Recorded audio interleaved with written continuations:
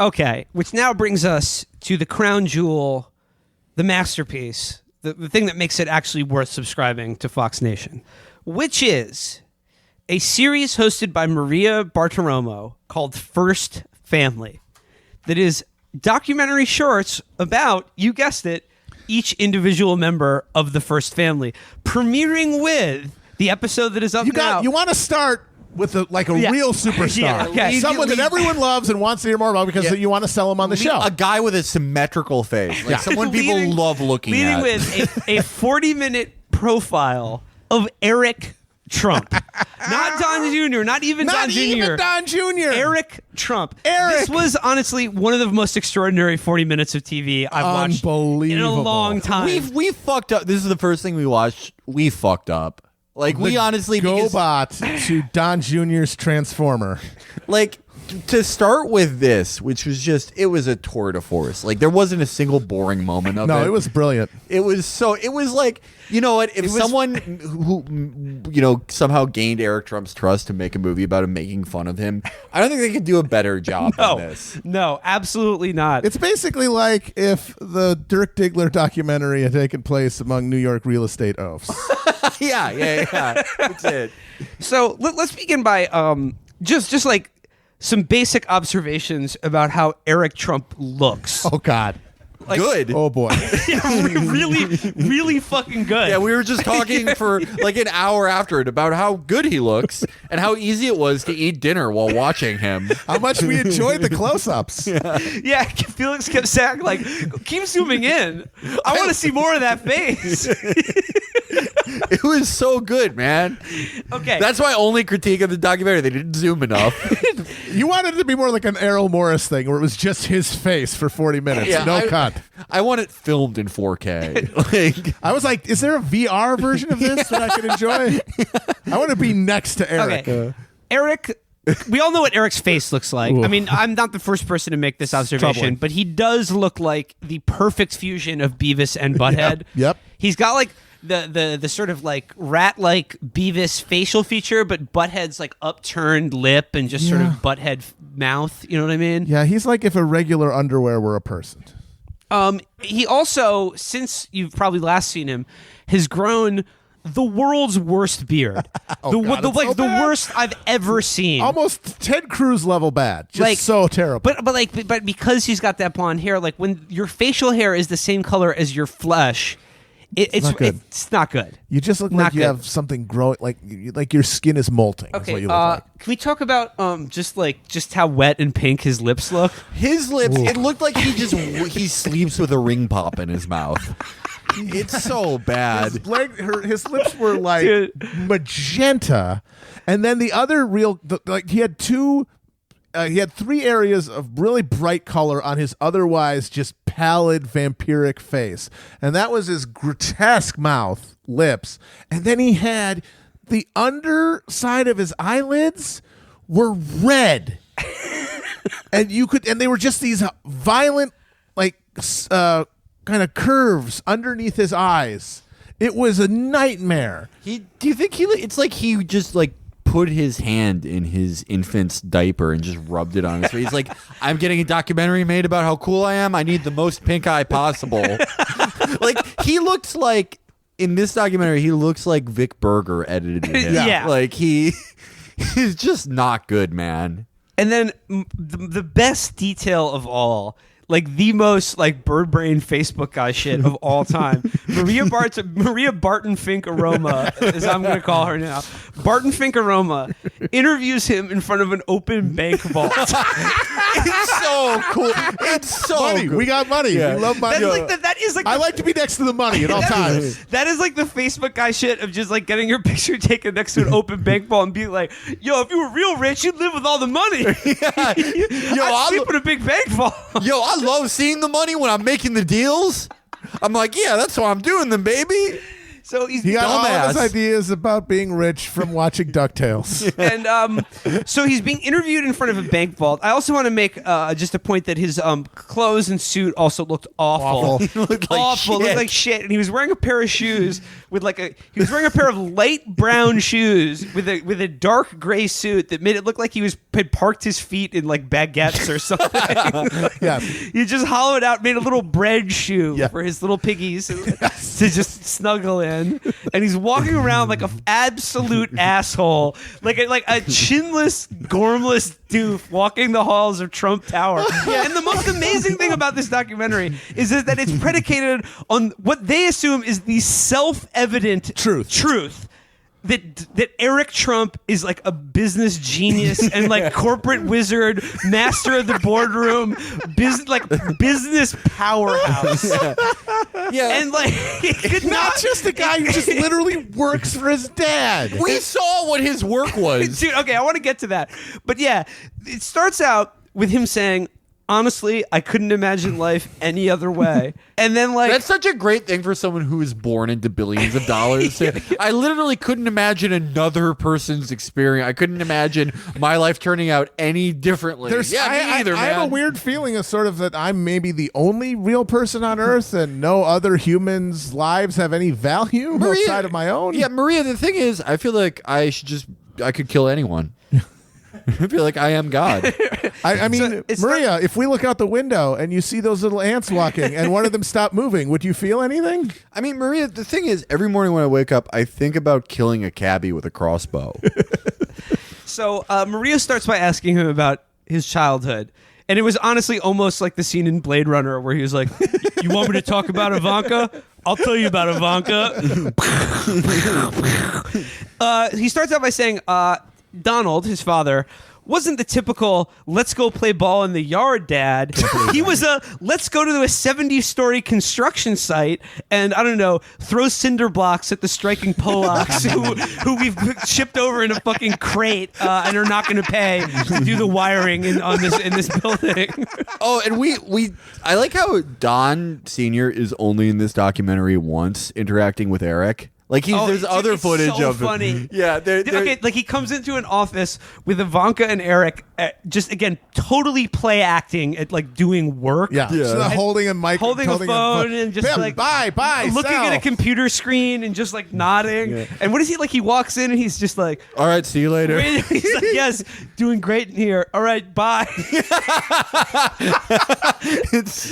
Oh man. And Felix, as you pointed out, for a work of just pure propaganda for Trump, there are really way too many shots of Trump in profile. Not good.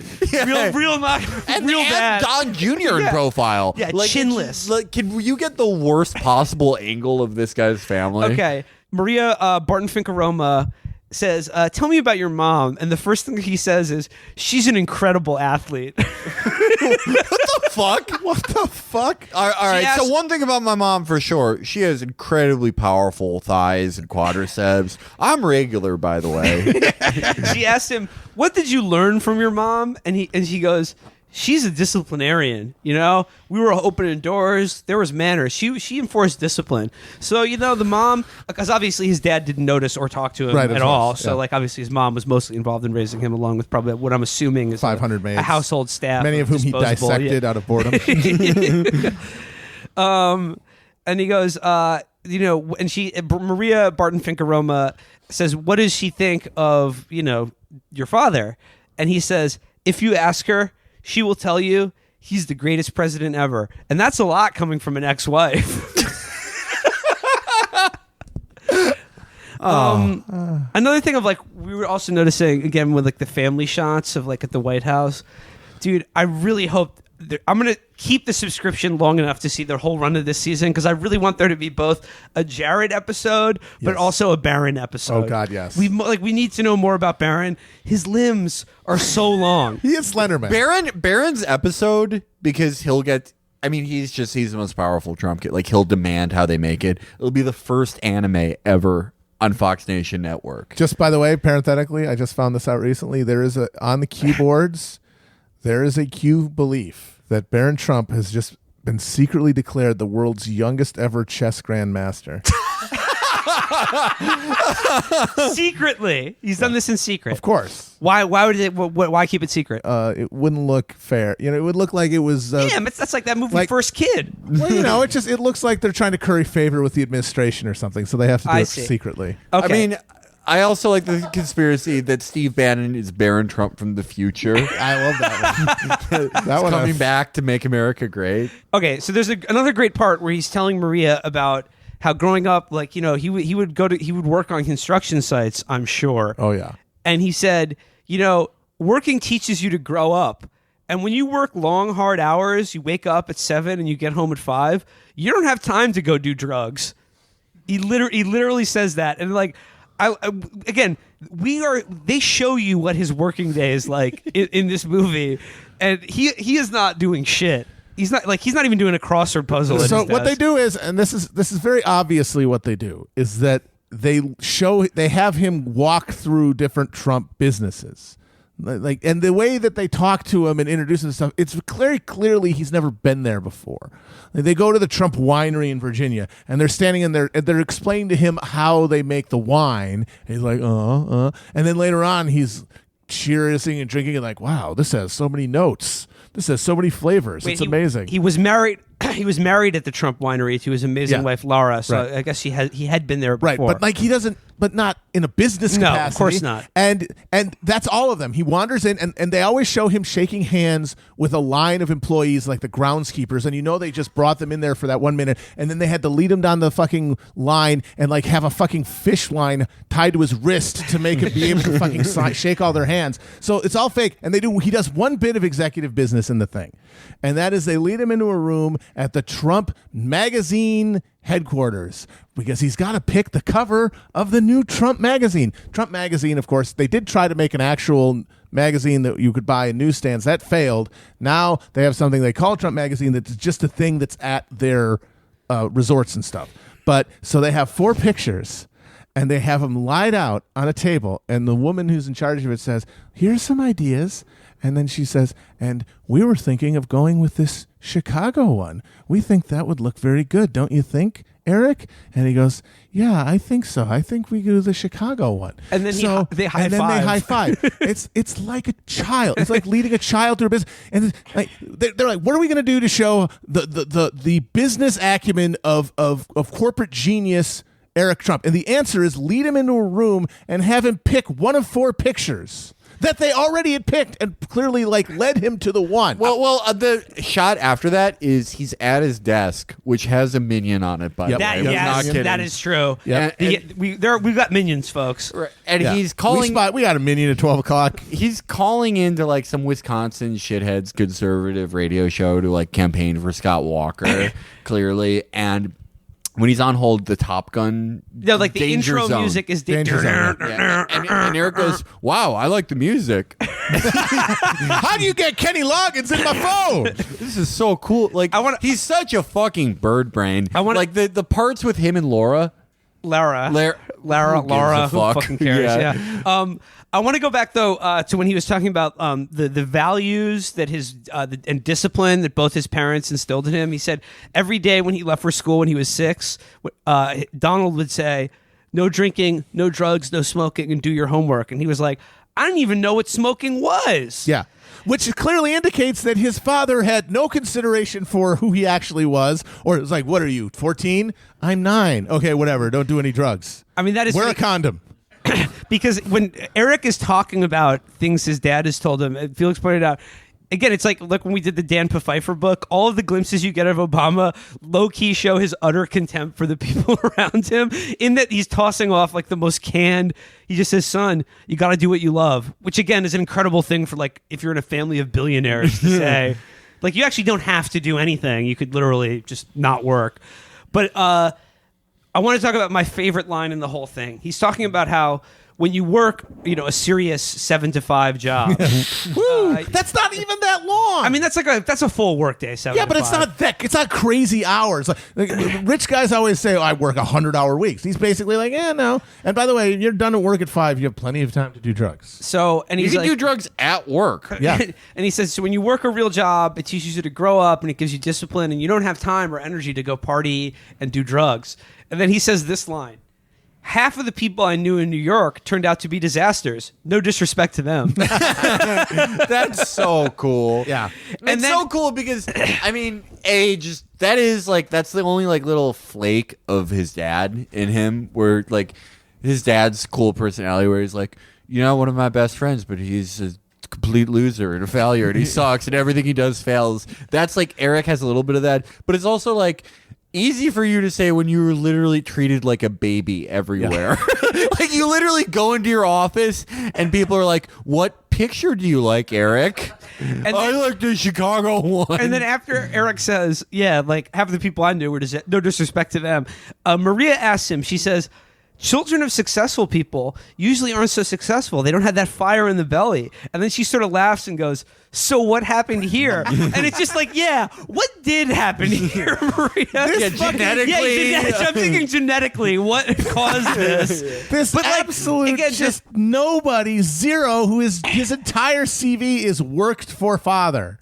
Never did anything on his own. Nothing. Well, I mean, I think the part with Lara is like it's the best summary of Eric as a person, because it's just like they're the two dullest fucking people that ever lived. Yeah, they're sitting there. They're with their. The kids. It's not his fault, but they have a very ugly child. And they're sitting there on the floor with them, and they're just talking about what they like. And we like nature, and we love to be together in our house. And we Felix said that the family interview was like recording census data. Like there are two adults live in this home with a child under 2. Right. There's a part where like, she's like, we love coming to this house because it's big and it's not in the city, and it's great to get away from the city and be in the house. We love being with our kid. Like their dog somehow has a blank expression on its face. No, the dog. They had a baby in one arm and their dog in the other. The dog looked stuffed. It looked like his eyes were marbles or something. Yeah. The dog looked as stupid as them. They actually have a dumb dog. It's their true. Dumb family. It's true what they say about how people's pets like resemble them, because this is the least personality I've ever. They're like, there are cop dogs who have far more personality. You know what the than dog this dog looked like? It looked like one of those dogs that's head bobbles when you put it on like a car dashboard and its head just goes up and down. That's what their fucking dog looked like. Well, what happens is the dog sort of it raises itself or lowers itself to the standard of the family. I mean, the dog showed up, looked around, and was like, okay, I have to put in zero effort here. This is great. I could just coast. Yeah. I forgot. There's one other thing where they show his business acumen and his value to the family, and that is when they're touring one of the absolutely hideous Trump properties. These things, these just sterile, awful. They look like an art museum in Boca Raton. Just absolute shit. Just chintzy material, Roman columns everywhere. Just the most bird brain. Like, damn. There was a scene. There's a scene of him where it's supposed to be like emulating like the library or study of a great manor. Yeah. All the books clearly fake, just made of chocolate. Literally, just like it's like wallpaper basically. But in this big study and library, there are probably like half a dozen TVs all tuned to the Golf Channel. Yeah. That's the real culture, Western civilization. Yeah. But so he's in one of the rooms, and it looks like shit. And he goes, "Yeah, when we were building this property together. I said we got to get the best beds." So I said to our people, we got to go to all our properties and we got to find the best beds. And so that was him trying to think of his contribution to the family. It's like the reason I am entitled to 50% of the skimmed profits from a half dozen illegal Bulgarian casinos my dad's crooked friends have is because one time I said we should have nice beds. He's just like, there is this part where Lara is talking about their first date where they didn't order food for 3 hours because they were talking so much, and it's like, what was that conversation? Oh God, I can't even imagine. I sometimes, one of my favorite things to listen to when I do activities is music. Oh my God, me too. The best thing about a restaurant is you can get your food and you don't even have to. You don't know where it comes from, but it comes out, and you can get some food after that. You can even get a drink. Wow, this guy's smart. Like, it just. The blandest people I've ever seen. But again, this is like Alan Partridge. Like, the crew might as well have been making fun of him. And I think there has to have been like one guy in the crew who's like, look at this asshole. The only thing that could have made it better is if he just said to Maria Barton Finkaroma, let's get out of here. I know an amazing owl sanctuary. But I want to underscore like other than the things he says, my favorite thing about this that we're trying to communicate is how much footage there is of him pantomiming work and like being in Trump Tower. And there are so many shots of him just walking, looking like an absolute asshole. Just like, so what do you do here, Eric? Yeah, I walk places. I put the phone to my head. I look at screens. I do a lot of looking at things. And it's just like, this is what he does every day.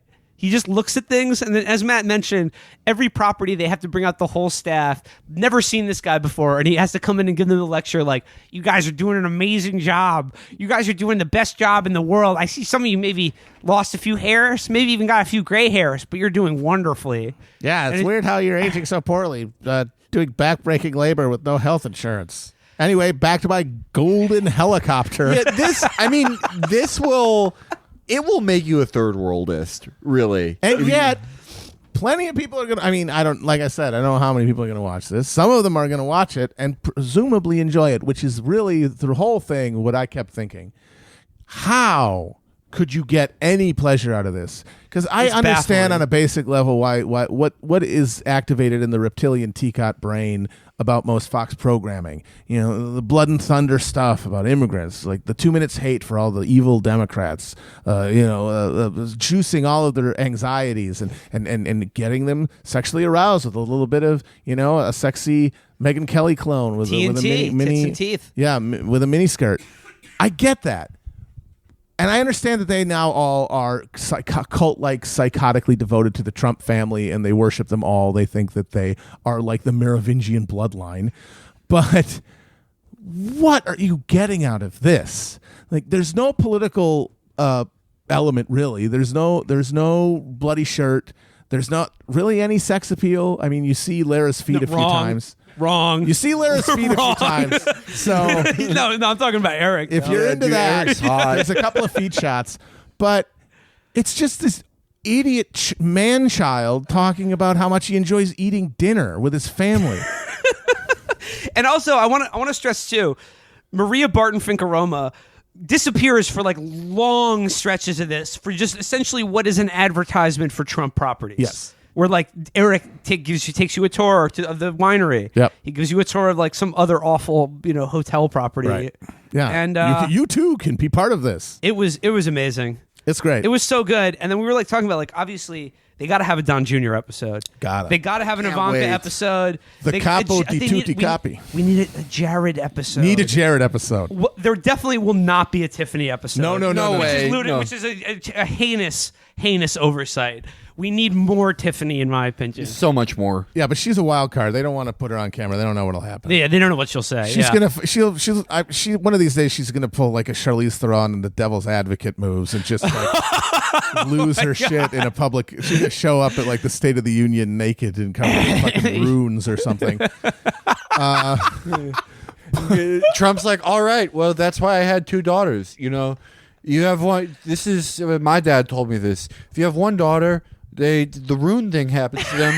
You don't have another one. I have Ivanka, and Ivanka, don't we love how she's never going to get covered in runes. We love it.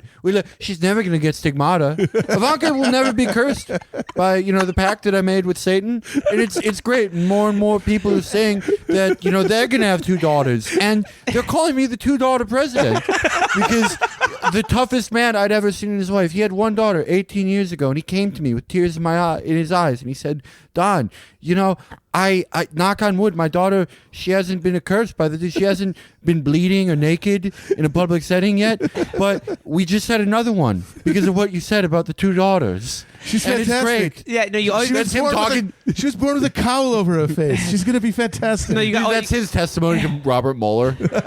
Well, I can't do anything with this. You're innocent. But I do hope they do have. I do want them to have a Jared episode, and I want it to be scored by klezmer music the entire time. But again, we're like sort of talking about this overall though. Eric and Don Jr., but Don Jr. specifically.